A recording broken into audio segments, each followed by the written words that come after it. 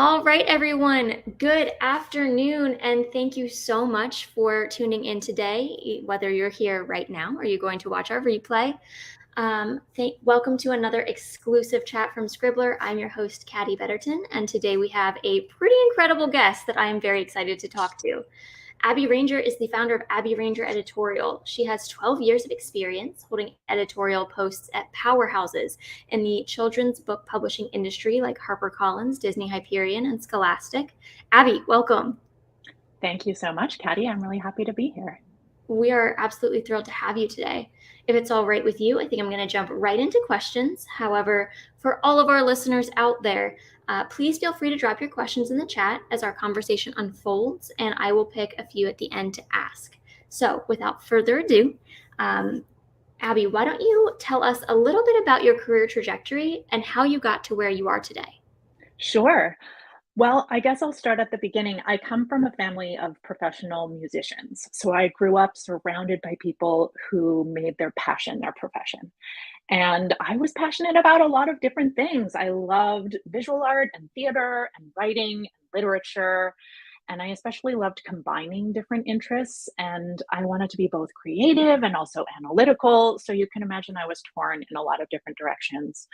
I was a film studies major in college, which was a Mm-hmm. way of combining my love of both words and pictures.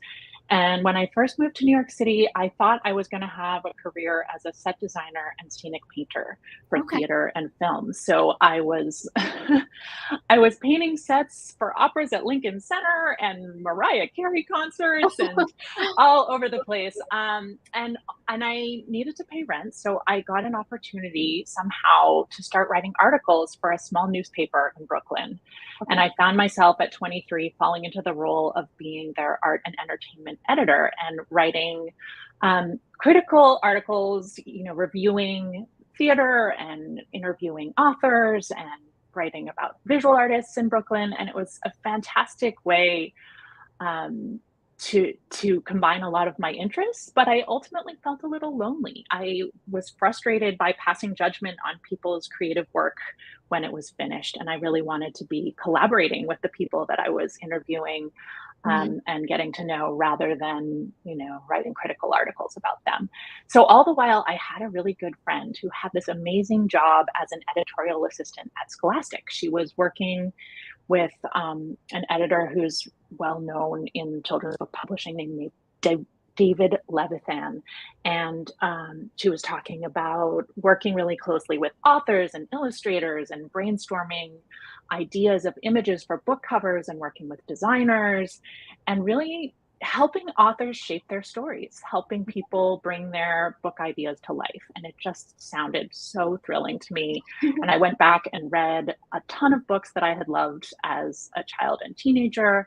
And then she was also slipping me copies of new things that helped me get to know, what was happening then in publishing. This was like in the time, this is going to date me, but it was in the time of the Harry Potter books, and Harry Potter 5 was coming out Gotcha. when I Okay. started, I think. Yeah. And so I found my way to the cubicle opposite hers at Scholastic after a few internships.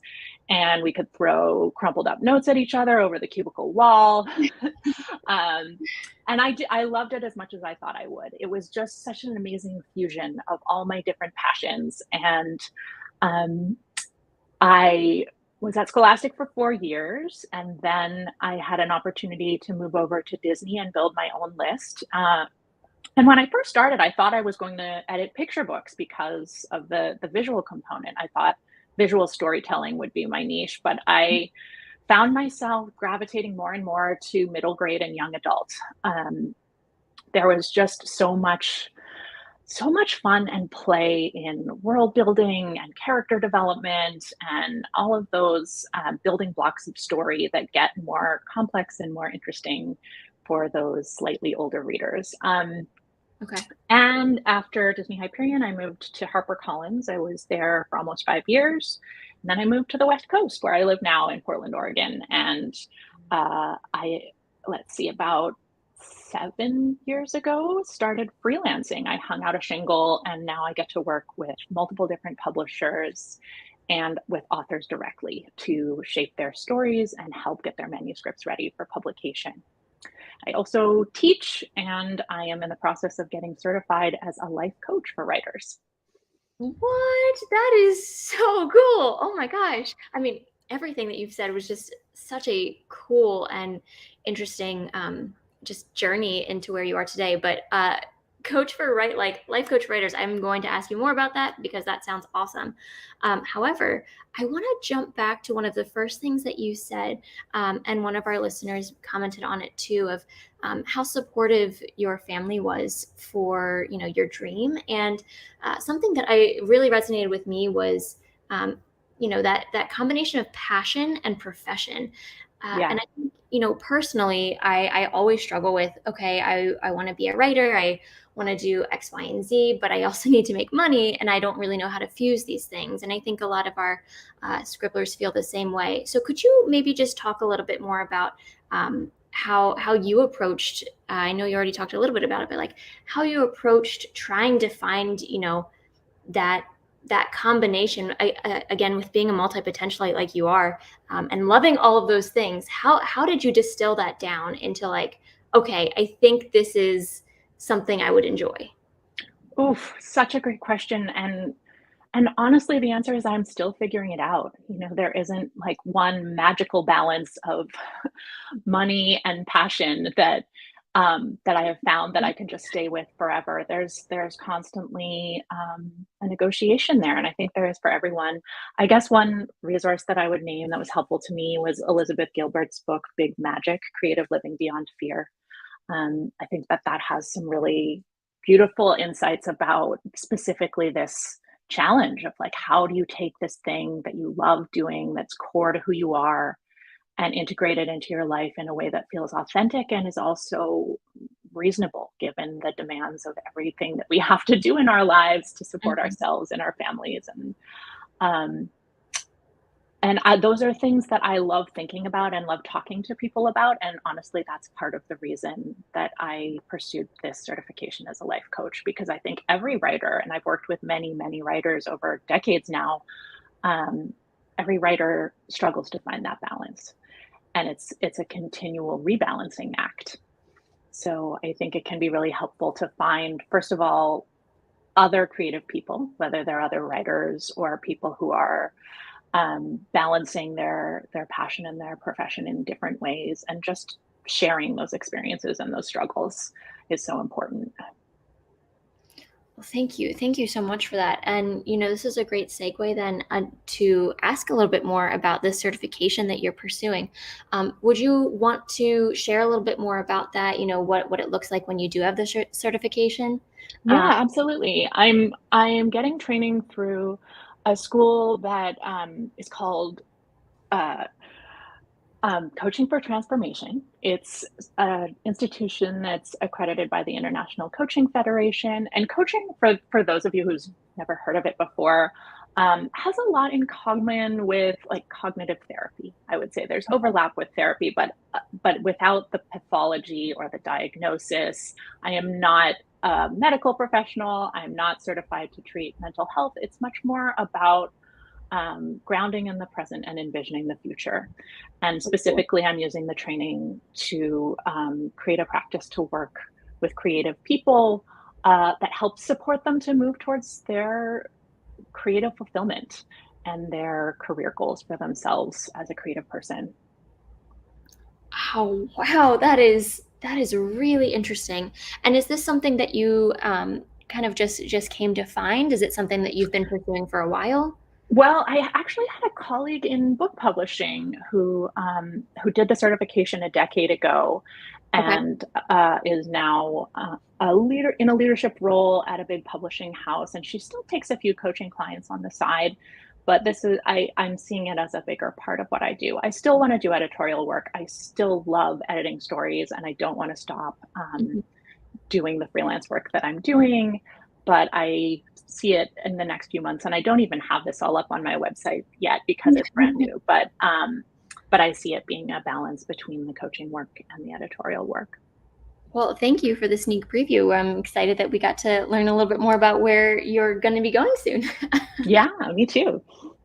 Alrighty, so calling back to a little bit more of the freelance, when I think you said about 7 years ago when you decided to go freelance, was there a turning point where you're like, you know what, I think I want to do this on my own, or was it just something that you were like, hey, you know what, I really like picking my own clients, and I think this might be just the next step in my career.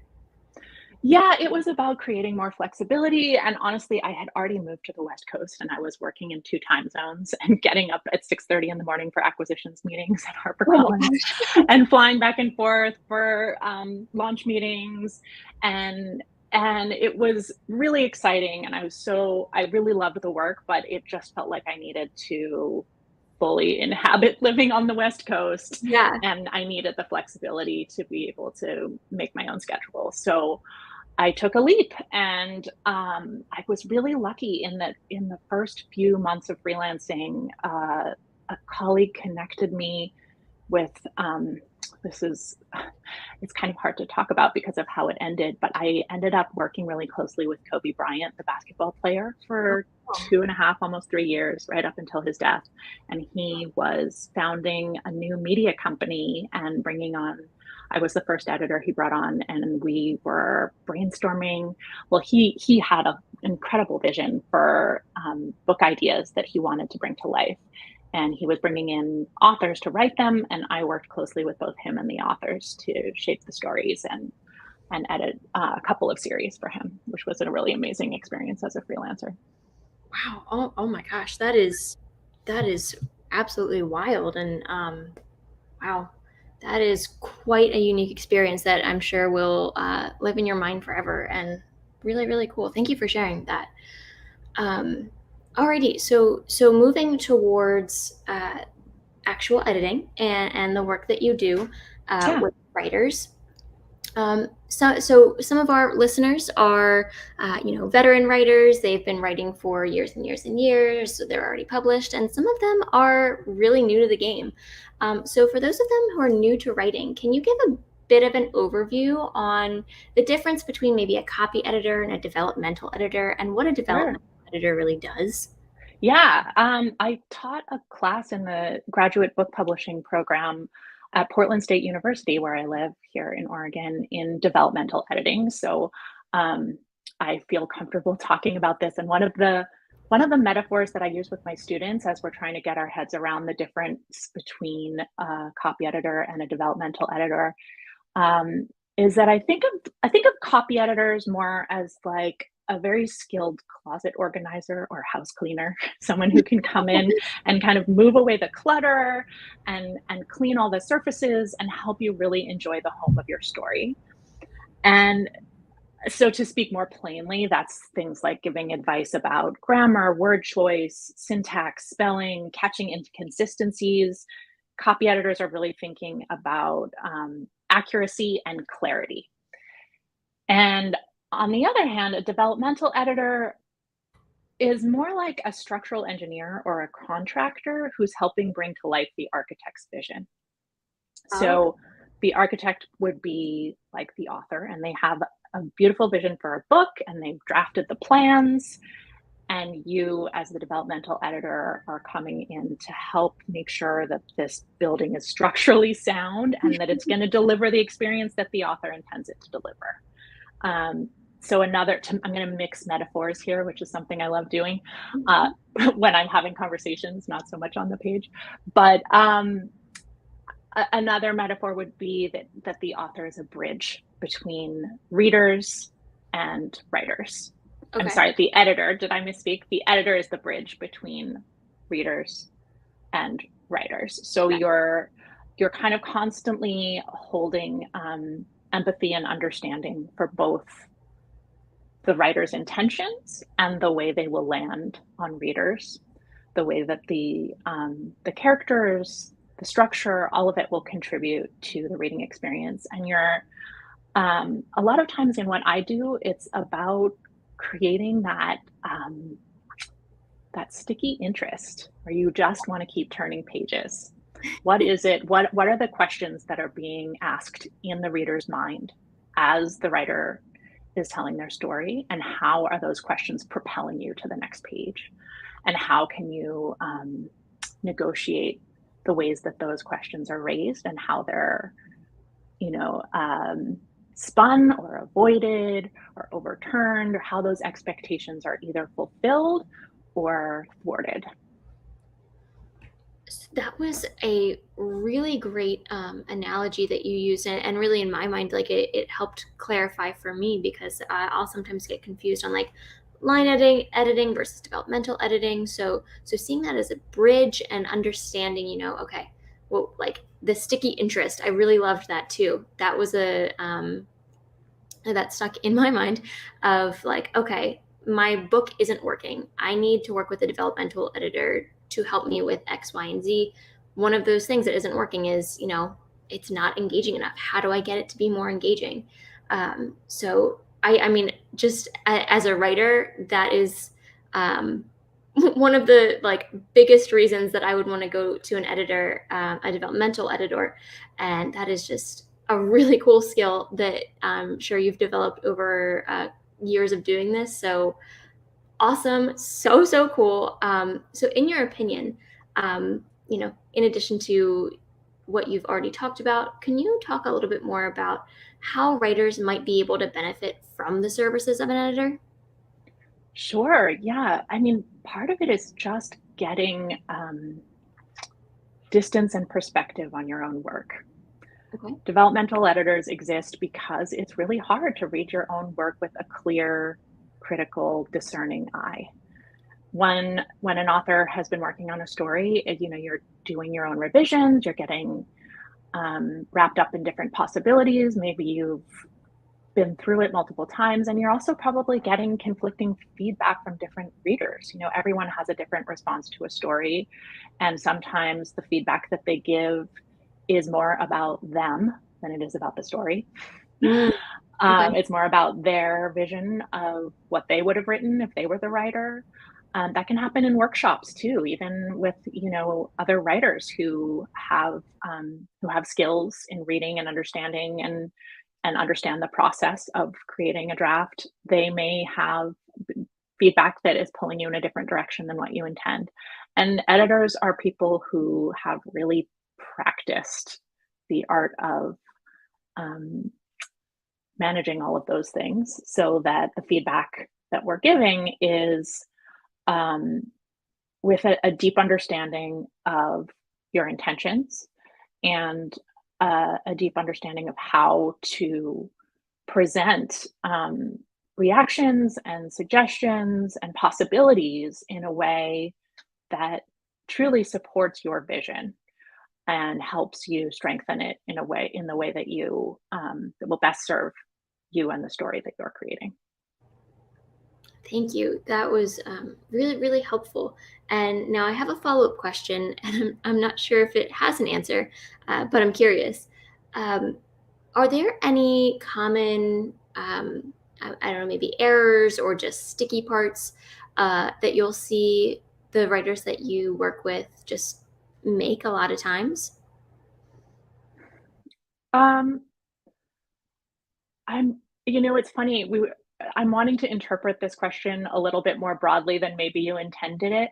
I think when people are new to working with editors, um, there can be a misunderstanding that an editor is like an authority figure in the way that you may have interacted with authority figures in like a teacher student relationship, or someone who's grading your work, or who has an expert opinion that is going to be the final the final word on what has value and what doesn't in your work. And in fact, a good editor is going to come in with ideas and suggestions that are yours to interpret and react to as you please. And there's an incredible opportunity there in that relationship for you to get better at editing your own work, and for you to take away tools and understanding that then strengthens your approach to your next project.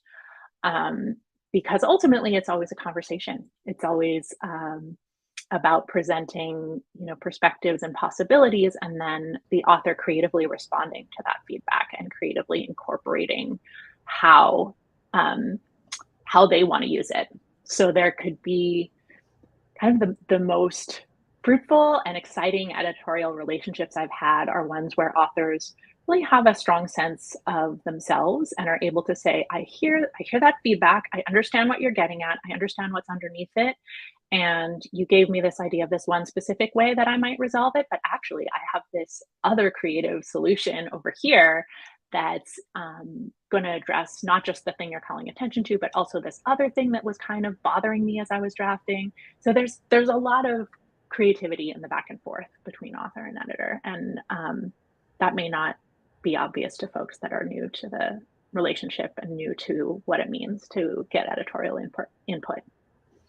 That I'm so glad that you interpreted the question that way, because that was a phenomenal answer and I appreciate it. So I wanted to ask a couple of questions based on your answers, but one of our listeners had a phenomenal question that I would also like to ask. So I'm going to show that right now.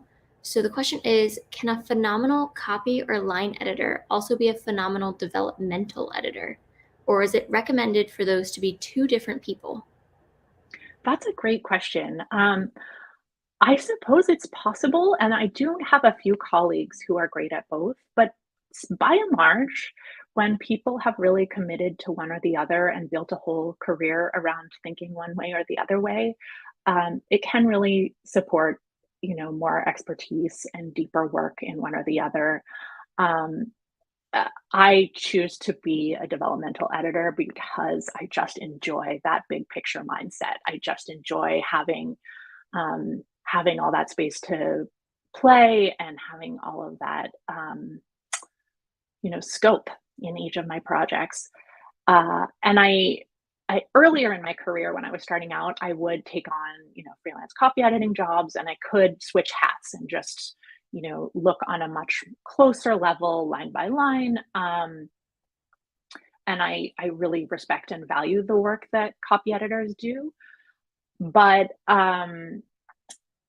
often in practice, they're sort of two different career tracks. It's interesting that I'm just noticing in the wording of this question, copy or line editor. In fact, developmental editors often do the line editing. So there is a shift in my focus from the beginning of a project to the end of a project where I'm thinking much more big picture in the first round. And then as we go along, um, and fine tune and do, get into that line level where I do have that line editing ability. But copy editing specifically is a different level of attention to detail, and it kind of just a different mindset. It's like more about accuracy and following grammatical rules and um, just the very, very, very detailed level that's even beyond line editing. So typically, that's if I were an author, I would want to have two different sets of eyes. That was really elucidating, especially between copy and line editing, because I was also under the impression that most copy editors are line editors. I had no clue that developmental editors can and often will do line editing. Uh, Yeah, yeah. Because a good line edit can be, involve some moving things around structurally within a scene. Um, it can be, much more about understanding the intention and the concept on a scene level, on a premise level, holding the understanding of the whole story when you're working on a scene by scene, paragraph by paragraph level. Um, and of course, copy editors do that too, but it's just a different level of mhm. detail. Really, really interesting. Alrighty, so calling back to our previous question about how writers can benefit from the service of an editor, and specifically part of your answer being, getting better at their own work and having a strong sense of self when Yeah. dealing with feedback. I thought that was really interesting because, from both from personal experience and as an editor with Scribbler, um, I I tend to understand that mindset of, oh, the editor is the authority person, and if the editor says it's wrong, then it's probably wrong. Whereas, as a writer as well, I'm like, oh, I don't agree with this, I see their point. So could you talk maybe a little bit more about Take the question how you want it, of progress that you'll see when working with a writer, from that first meeting with them to kind of matching writing styles and feedback styles to like at the end of a project, when like, okay, they've heard the feedback and they can go and do what they want with it, and create the tools that they're going to use in their tool belt for the rest of their writing career. Yeah, fantastic question. So there's so many things that come into play here. One of them is developing trust in the author editor relationship. And even before that, making sure that it's the right fit. So Okay. when editors, developmental editors, are working on projects in-house, oftentimes they're also the acquiring editor. Not always. It can be that there's a different acquiring editor that then hands it over to a different developmental editor on their team. But when I was in-house at various different houses, I was almost always acquiring my own projects after I reached a certain level in my career, which meant that there was this kind of love fest that happened at the beginning of a relationship with an author where it's like, wow, I love this book. I want to acquire it. I'm going to jump through all these hoops to make that happen within my company. And then, um, and then you're often in a competitive situation where the author is choosing you back. So you have chosen to work with each other. You've come to this relationship with this shared vision. You've had conversations about what the potential in this book is, and you're entering into this partnership that feels full of opportunity, and there's a lot of excitement on both sides. And that's a great place from which to begin a relationship. Um, on the freelancing side, it's a little bit different. I mean, there is still choice involved for both the editor and the author. There are many freelancers out there, and it's important for the author to find an editor who has particular interest and expertise in the genre and audience of your book. And then to reach out and say, is this project interesting to you? And to really, exercise that choice in the relationship so that you make sure you're working with someone who actually feels a spark of connection to the project. And I really value that. I don't take on a project if I don't see something in it that is inspiring to me or exciting to me, and then B, have an idea of how I can help shape it further or develop it further or give this author tools that will really take it to the next level. So having that genuine connection at the beginning is so important. And then you were talking about the sort of the different stages that happen over the course of the editorial relationship, and that is natural. It's natural when you receive feedback for the first time to have a little bit of a knee jerk reaction of like, oh, you don't get me, or this isn't right, or um, you know, this doesn't match my vision. And then to really sit with that. If you do have that reaction to someone's editorial work, really question, is this just because I don't want to change anything? In which case, maybe it wasn't the right time to be working with an editor in the first place. Or is there something real here? Is there something that is actually a little bit off the mark in the editor's feedback? And then how can I have a productive conversation with them where I am true to what really matters to me about this project and what I really am attached to versus things that are more flexible or actually could benefit from being looked at in a different way.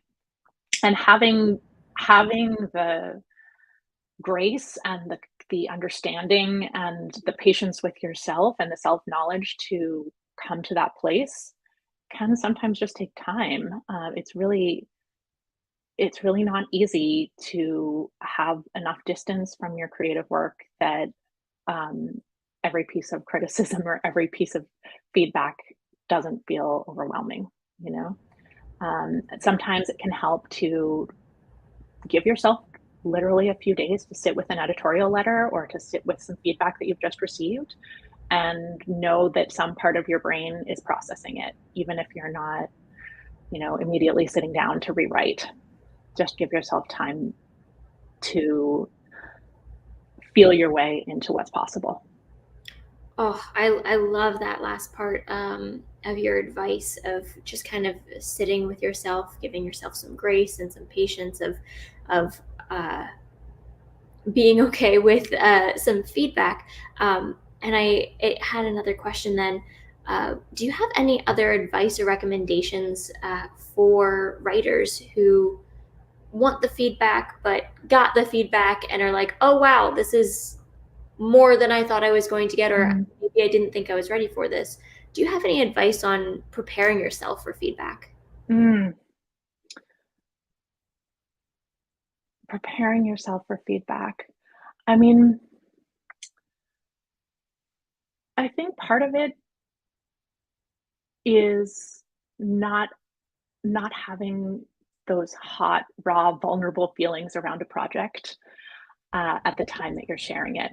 Gotcha. So, and again, time is this magical ingredient where, like, if you can take the project and literally set it aside for a couple of months, if you're uncertain about it, if you're not sure that you're ready, then odds are that by the time you come back to it, you will read it with different eyes.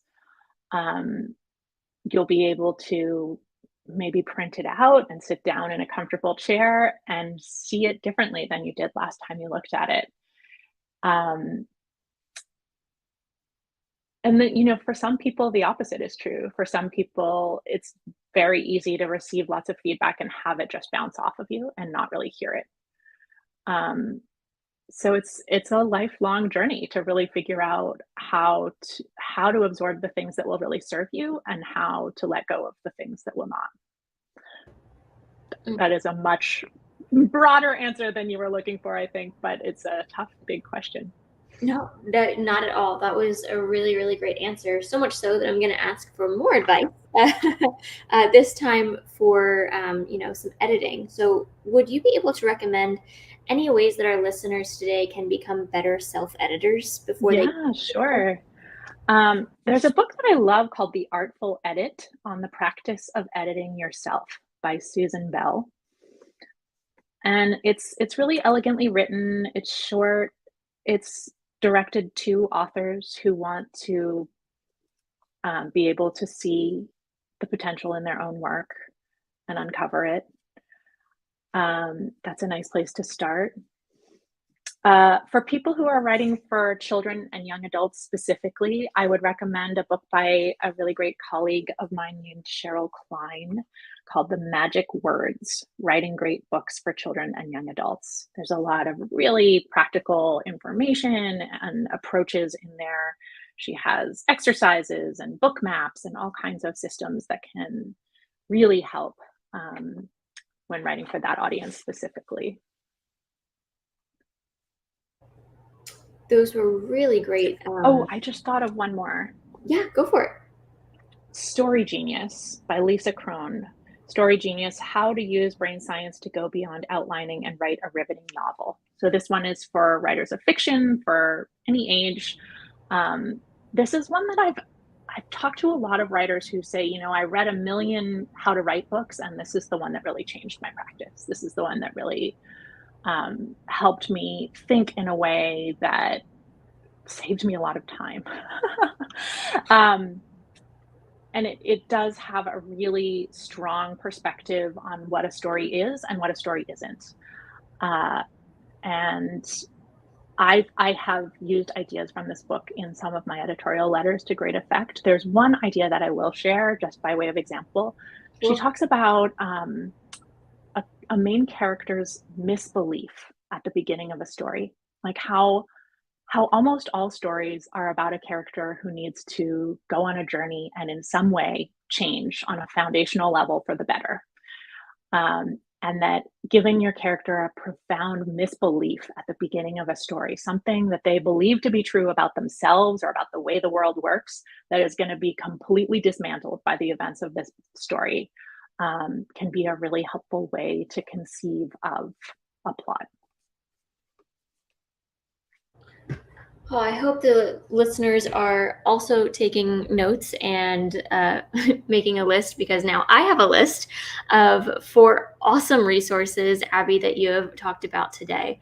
Um, these really, you really hit many different parts of the writing process and editing process as well on these. So I appreciate that. Um, Again, leaning back into this, so we've talked about Elizabeth Gilbert's book, we've talked about The Artful Edit, we've talked about the magic words, and you talked about Story Genius. Are there any other resources that you think writers should know about? Mm, I I'm looking at my bookshelf here as I'm talking to you, and another book in my stack that I really love is George Saunders' A Swim in a Pond in the Rain, in which four Russians give a masterclass on writing, reading, and life. Interesting. Um, it's his thoughts about craft in the context of Russian short stories. And he's just Oh, an incredible writer and speaker and thinker about writing craft. So I really oh, recommend that one as well. that's a really, really interesting one that I hope my bookstore has, and if not, I will have to have them order it for me. Um, that's really, really interesting. Okay, we do have a viewer question that I've been eager to ask since they submitted it, so I'm going to throw it up on the screen. The question reads, "What are green flags that a developmental editor is right for you? And how about some red flags that they're not?" Great question. So green flags that a developmental editor is right for you. Um, I think responding to your work with some kind of acknowledgement of what they connect to there, like really specifically being able to say, I relate to your main character, or, this topic for this nonfiction book is something that I've been really wanting to learn a lot about or have already had some experience with. Something there that connects on a personal level or on a deep interest level. Um, Sort of that spark of human connection can to the topic or the voice or the character or some specific aspect of the project that really resonates for them is definitely something that I would want in any editor that I was trusting with my work. Mm. And it's something that's important to me with my clients because if that connection's not there, then they probably are not the ideal audience for your book. Um, and they are not necessarily going to be centering what's already strong in it as they help you, hone in on what could be further strengthened. Um, red flags that they're not the right editor for you. I mean, part of this is just instinctual gut level. Um, if they don't have any experience at all in your genre or audience of your book, um, they probably are not the right editor. I certainly would never edit like an educational nonfiction textbook, or adult self-help or something like that that I just have never focused on in Mhm. previous work. Um, that's not to say that people might not have some good advice, but I would, if I was trusting someone to do a real big picture, deep dive developmental edit, I would really want to have that connection and that experience. That is really good to know and ushers me into another question. So you said you you wouldn't think that you'd be the right one for adult self-help or something like that. So what do you gravitate towards as far as genre? Yeah, I at this point mainly work on middle grade and young adult novels. And I have a special love of speculative fiction, especially fantasy. I am great with world building. I love making magic more real. Um, I also enjoy contemporary fiction. Um, really, the whole spectrum of, from contemporary to speculative in middle grade and YA. There's something about writing for young audiences and books for young readers that just continues to fascinate me even as I get older. Um, they're Kids and teenagers are just in a constant state of figuring out who they are and who they want to be. And there's so much tumultuous change, like in their bodies, in their day to day lives. Everything feels intense and new, And there's just a lot of excitement in telling stories that authentically represent that experience and can really connect with kids who are going to be carrying these stories with them for a long time. Because for me, certainly, and for I think a lot of people, the books that you read as a kid or a teenager really shape your sense of yourself and who you are and who you want to be. And that's powerful.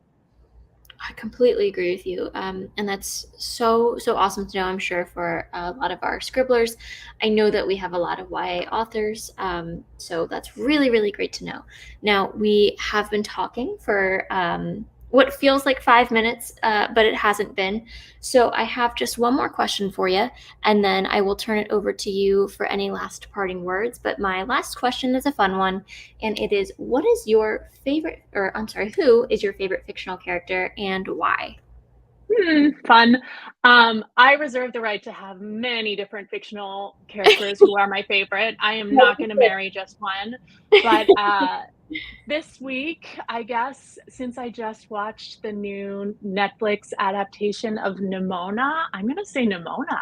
Oh, Um, for those of you who are not familiar, Nimona is a shapeshifter. She's uh, at once a very snarky, very funny, very sharp and sneaky and uh, sometimes downright mean and dangerous and violent teenage girl who can also ooh, become a whale and a deer and a fox and a bear and a monster, an actual monster. Um, and I love the contradictions in her character. That's something that really draws me to characters when you can see like the multiplicity and the variety in them, and yet they are consistent at the same time and clear and have their own distinctiveness and presence and uniqueness, but that they contain, you know, almost opposites or things that have great friction within them. I think characters that embody like both good and evil at the same time often really resonates with people, and myself included. and did you say this was so you said it was a Netflix adaptation. Is it a series or a movie? It was originally a graphic novel published by HarperCollins for Gosh. teens called Nimona, Nimona. And they have recently released it as an animated movie, and it's awesome. It's really fun. All right. It's beautiful too. It's just visually dazzling. Definitely on my list now. I have a couple of books and now this to watch. Thank you. Now, we do have one more question, if you're okay to just answer this one more, because I think it's great. Um, the question is, do developmental editors need to separate themselves from the story? And I thought that was really interesting because I've never heard someone talk about this. Hmm. Yeah, I mean, I think part of the reason to work with a professional editor as opposed to a friend is that there is that little bit of professionalism and, I mean, detachment, I would say, in the sense that, you know, it's not their work. They're not the author. Their book, their name is not going on the cover.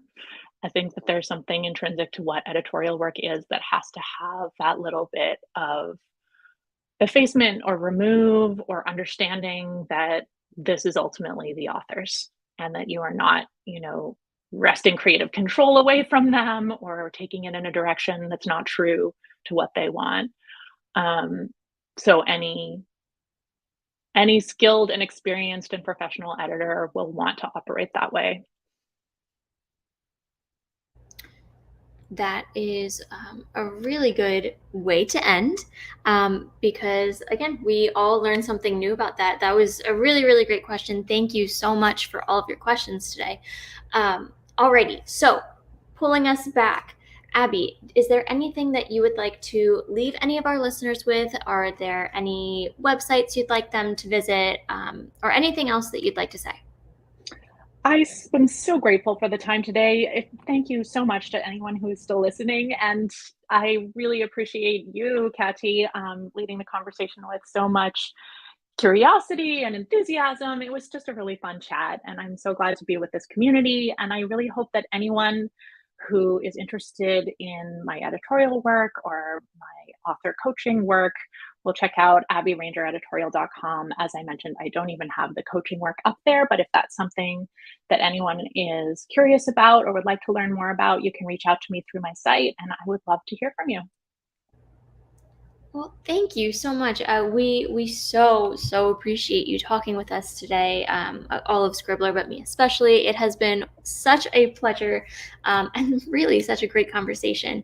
Alrighty, so we are just at 45 minutes. Everyone, please enjoy the rest of your day. You will be able to tune into our next exclusive chat next month. The date and speaker have yet to be announced, so keep an eye out for that. And otherwise, thank you all and have a great rest of your day. Bye. Bye.